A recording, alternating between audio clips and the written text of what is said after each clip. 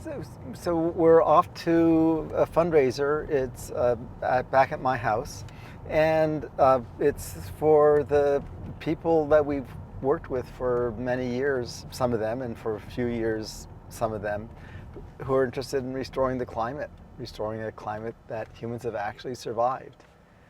And this is the second one we've had at our house, and it's a great way to let people get their hearts into the concept of restoring the climate. And do you think, climate restoration is something that these people just weren't aware of? It didn't dawn on them, and when they heard about it, they kind of bought into it. Yeah, yeah. I find the same thing over and over, that climate restoration is such an obvious thing that when one first hears it, one thinks, oh, I must have heard of this before, and maybe another one of the many things, a trillion trees and so on. And gradually it dawns on people, and it takes a while to it takes a while to dawn on for people to realize that no, this is a new concept. We've never discussed consciously keeping our planet survivable by humans. I remember when I was a kid, we said, well, yeah, we've got X million years before something happens. And it's just like fate, that's just the way it's going to be. And then with climate restoration, with the climate going the way it's going, it's become urgent. 50 years ago when I was a kid, it was someday in the future, way beyond my generation. Now, of course, it's a decade or two that we need to deal with it.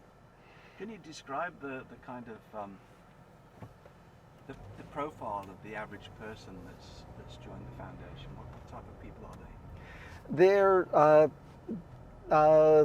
They're largely friends of mine, and not for any particular reason. I'm sorry, can you start that off? Because Yeah. my voice won't be there. Can you just say that, the type of the type Yeah, of okay. The people who come tend to be friends of mine, so they're university educated, most of them. Again, not for any good reason, just that's people I know, and they have families and they have time. Most of the people involved right now are retired or semi-retired, like myself, and don't have to worry about the day-to-day getting food on the table. But the foundation is growing, right, and they're attracting a lot of other people that goes way beyond your circle of friendship. Yeah, yeah, it's grown a lot, and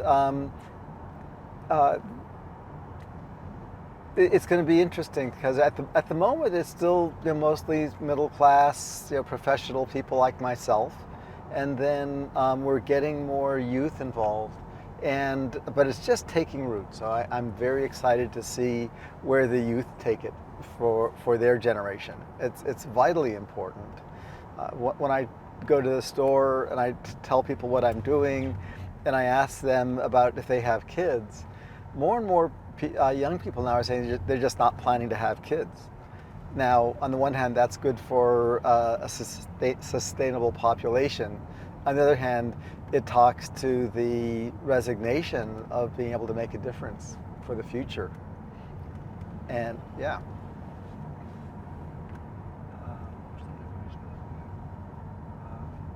Yeah, what are your thoughts on the fact that it's, you're taking on the responsibility of forming and funding organizations like this, where there seems to be very little appetite for it in higher up circles, for want of a better term?